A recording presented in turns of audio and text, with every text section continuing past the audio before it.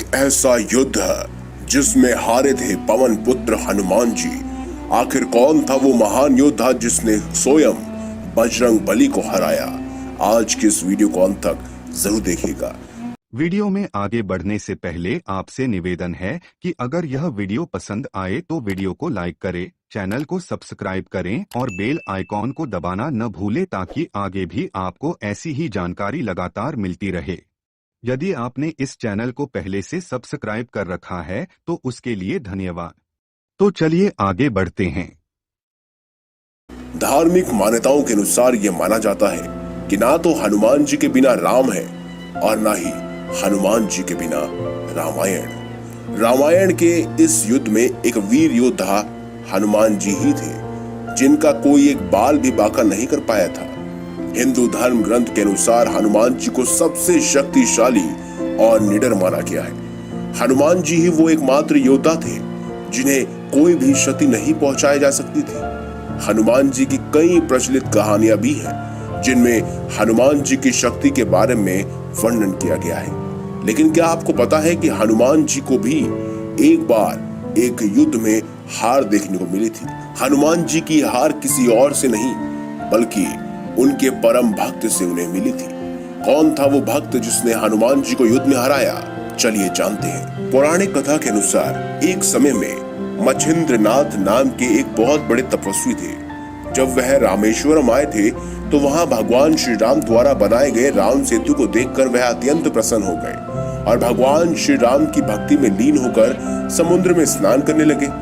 हनुमान जी वानर रूप में वहां पर तपस्या कर रहे थे। जब हनुमान जी की नजर तपस्वी पर पड़ी तो उन्होंने उनकी परीक्षा लेनी चाहिए।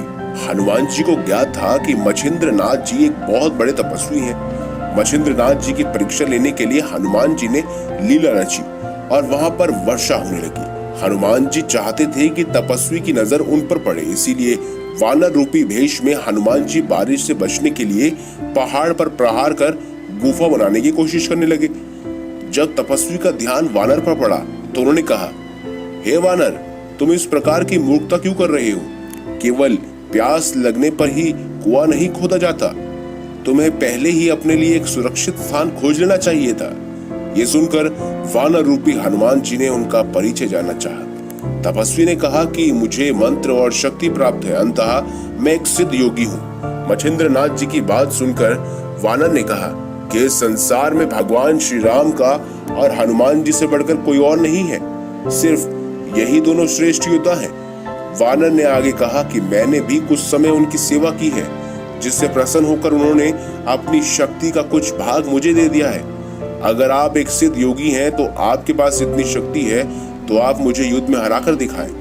ये कहकर दोनों के बीच में एक महायुद्ध शुरू हुआ, जिसके पश्चात इस युद्ध में हनुमान जी की सारी शक्तियां खत्म हो गई थी।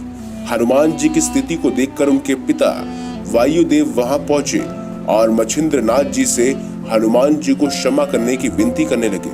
कहा जाता है कि अंत में हनुमान जी की इस युद्ध में हार हुई थी। लेकिन दोस्तों, मच्छिंद्रनाथ जी आखिर क्या सचमुच इतने ताकतवर थे?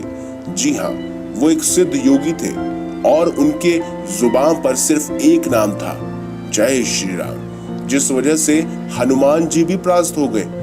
अब भला हनुमान जी उस व्यक्ति से कैसे जीत सकते हैं जिसके मुख में सिर्फ और सिर्फ श्री राम का नाम हो?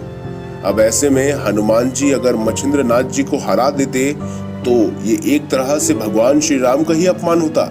इसीलिए हनुमान जी ने भी ना चाहते हुए इस युद्ध में भाग लेकर खुद को हरवा दिया।